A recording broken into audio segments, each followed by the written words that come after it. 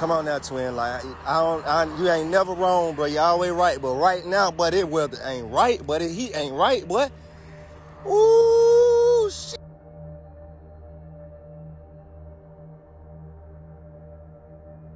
An Atlanta rapper's life ended in a pool of blood with 6 bullets in his body, 5 of them in his back, after years of documented violence came crashing down in one horrific night. And the alleged shooter claimed self-defense. But disturbing surveillance footage and a family's accusations suggest something far more sinister may have unfolded that night. But was this really self-defense, or did something far more terrifying happen? The answer will shock you. This is the tragic story of rapper T. Hood. It's your boy T. Hood, man. I'm jumping out the plane to go invest. For real. I will say with this case behind, it's probably going to be, with us for a while. I will say, like I said, from the jump when I heard, being shot in the back is always very difficult to prove that you were in self-defense mode when you shoot someone in the back, no matter what the reason is. On August 8, 2025, at approximately 7 o'clock in the evening, Gwinnett County Police responded to what appeared to be another domestic disturbance call in Snellville, Georgia. What they discovered at the scene was horrifying. 33-year-old rapper Tevin T. Hood lay with multiple gunshot wounds while a young woman showed visible signs of physical assault. The alleged shooter was 24-year-old Kai Frost, son of reality television stars Kirk and Rashida Frost from Love and Hip Hop Atlanta, who had reportedly rushed to protect his sister Kelsey Frost from her boyfriend's brutal attack. But this wasn't just another tragic incident of domestic violence gone wrong. This was the explosive culmination of a relationship that friends and family described as nothing short of toxic, violent, and ultimately deadly. And the evidence that would emerge in the days following T. Hood's death would reveal systematic abuse, manipulation, and a pattern of violence that had been allowed to continue for far too long. T. Hood, known in Atlanta's underground rap scene for tracks like Ready to Go, Percolator, and Big Booty, had built a modest following with his street life anthems and party vibes. He was a father to a young daughter, someone who spoke passionately about his music career and his journey from Stone Mountain, Georgia. But behind the music, behind the social media posts and the zombie-themed branding that defined his public persona, existed a far darker reality. The relationship between T. Hood and Kelsey Frost was, by all accounts, a powder keg waiting to explode. Kelsey, approximately 30 years old and the daughter of music executive Kirk Frost, had appeared on seasons 5 through 8 of Love and Hip Hop Atlanta. Those who knew the couple described their dynamic as volatile, with friends witnessing arguments that would escalate into something very dangerous. But it wasn't until the aftermath of T. Hood's death that the true extent of the violence would be revealed to the world. In the days following the shooting, Kelsey's friend Sierra Martina released disturbing surveillance footage that had been captured earlier in 2025. The black and white video showed something that would make anyone's blood run cold. For approximately 25 seconds, T. Hood could be seen pacing agitatedly in what appeared to be their bedroom. Then, in a sudden explosion of violence, he lunged at Kelsey as she lay in bed, his hands going around her neck in a choking motion. Additional footage showed more incidents of physical aggression, each one more disturbing than the last. Sierra Martina made it clear that this wasn't an isolated incident. She stated that she had witnessed T. Hood's abuse of Kelsey multiple times, describing their relationship as toxic, but emphasizing that T. Hood was undeniably the aggressor. The evidence she provided included not just video footage, but also graphic photographs showing Kelsey with visible bruises, cuts, and injuries to her face, neck, and chest. One particularly disturbing allegation involved an incident from November 2024, where T. Hood allegedly assaulted Kelsey with a firearm, leaving her with injuries that required medical attention. How did a pattern of violence this severe, this documented, continue for so long without intervention? And perhaps most disturbingly, what finally caused everything to explode on that August evening? According to police reports and witness statements, the events of August 8th began with yet another argument between T. Hood and Kelsey Frost.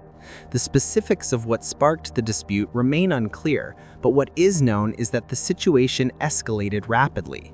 Kelsey sustained physical injuries consistent with assault.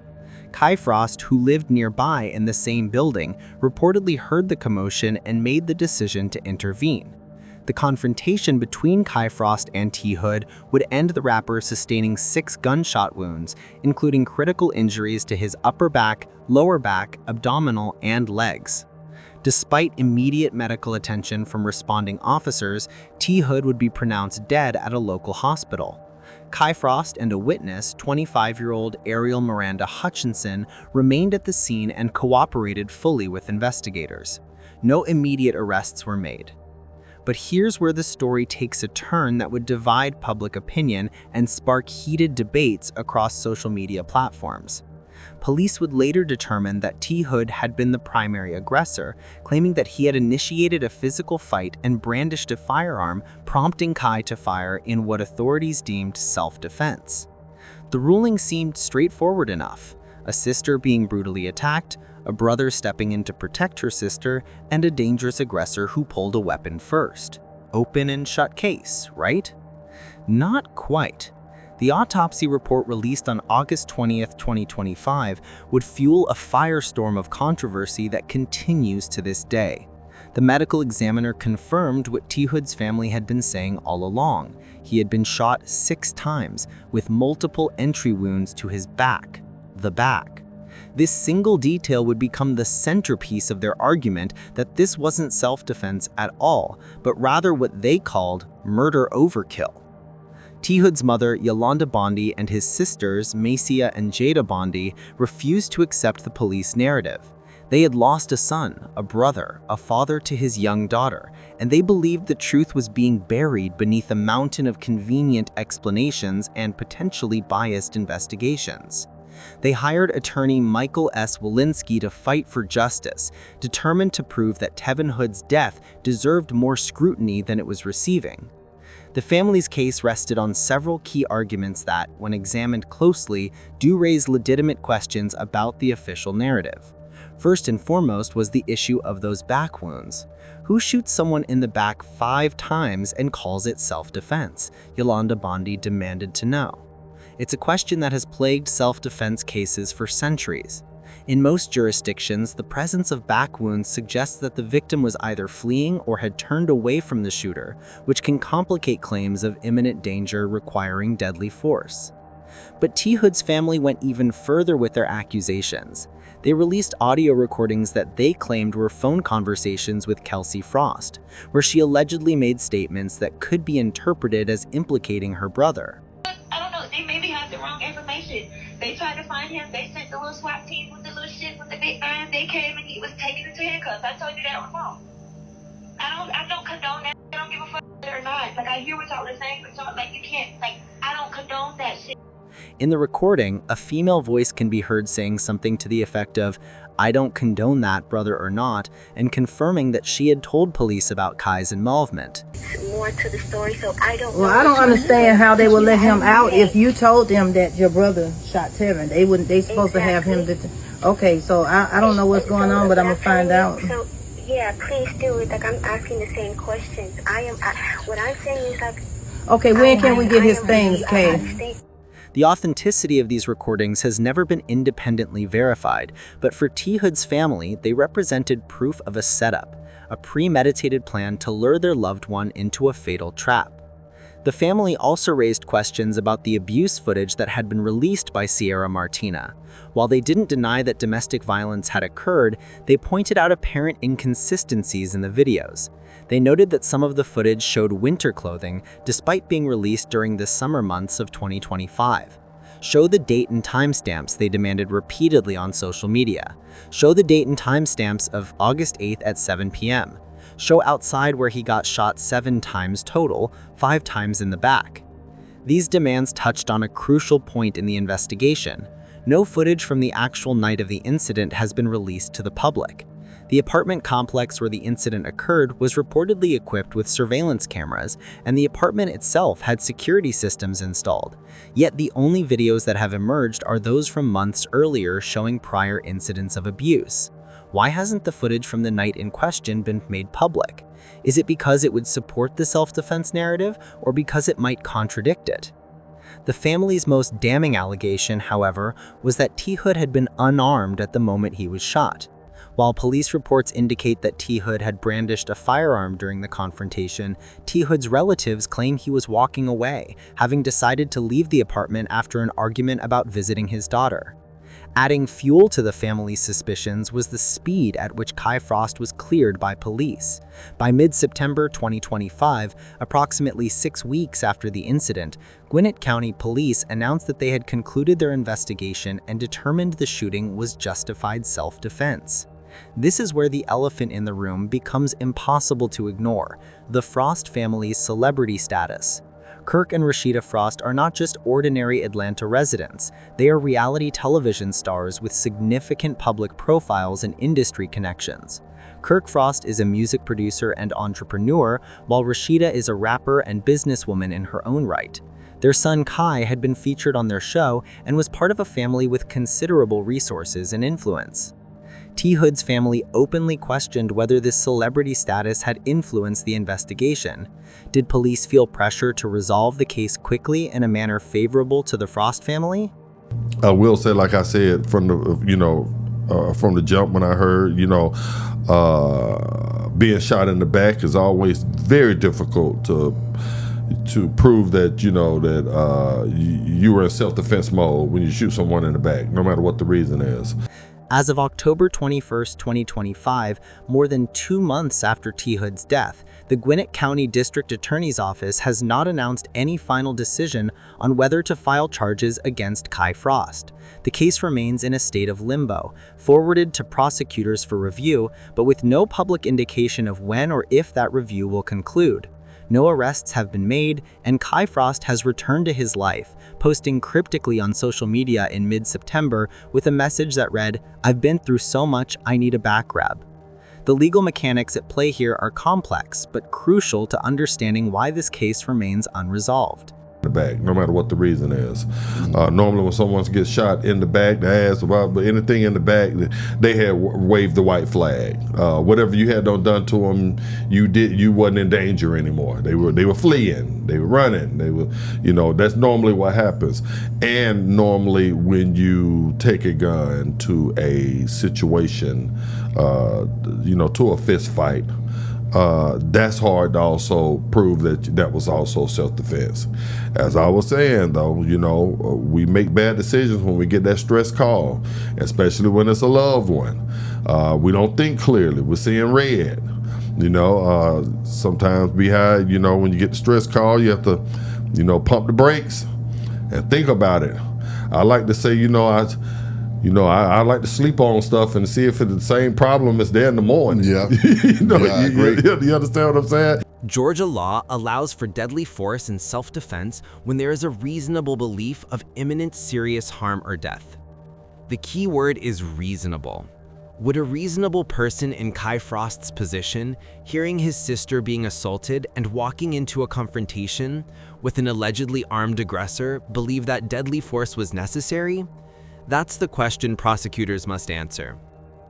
Kelsey Frost, for her part, has maintained her innocence regarding any alleged setup. In emotional Instagram posts following T. Hood's death, she wrote, "Just come get me, baby, please. I can't even type this. I love you, Papa. I can't wait to hold you again."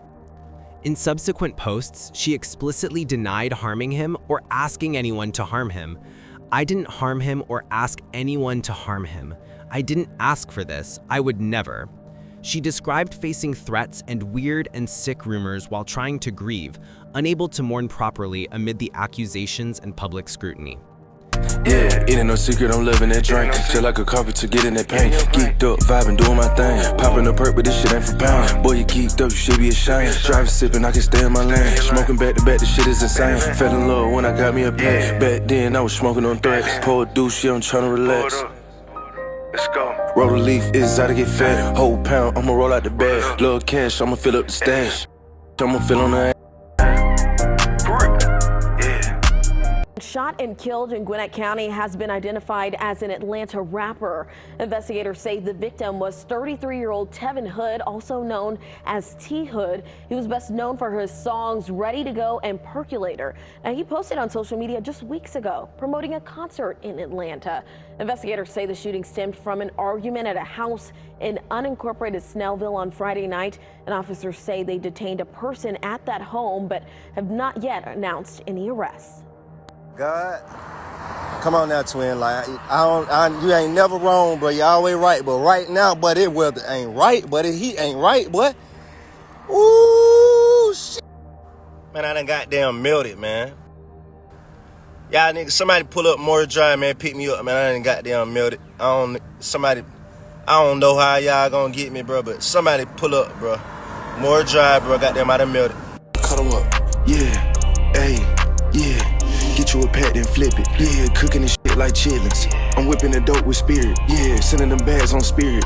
The light that I'm living is fearless. I'm sipping on certain no illness. These broke ass niggas ain't feelings. I pull out the scale, handle business. I started trapping, I ain't finished.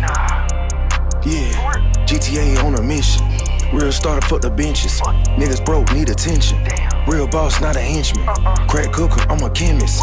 Nigga talking, getting sentenced. Serving chicken with a biscuit. Auntie screaming, wash the dishes. Uncle asking what's the ticket. Ran it up, I'ma spend it. Bank roller, can't bend it. Ice on a nigga pendant. No deal, independent. For me, looking at the whole situation, I mean, it takes me back to those toxic relationships. You know, if you're in a toxic relationship, you might want to get out of it because it always escalates into something else. Correct. So it's like, you know, it might not be as fun, you know, as a regular relationship, but when folks going tit for tat and trying to one up the other person on who can be the most toxic or who can be the most petty, I mean, a lot of times these things tend to occur in those kinds of relationships. So it's like, I'm hoping that, you know, us, when it comes to choosing partners and people that you're going to kick it with on a regular basis and stuff like that, people just pick folks that'll give them peace. Do you believe Kai Frost acted as a hero protecting his sister, or as a vigilante who took the law into his own hands? Let me know what you think in the comment section. Click on one of the cards on your screen to see more videos like this.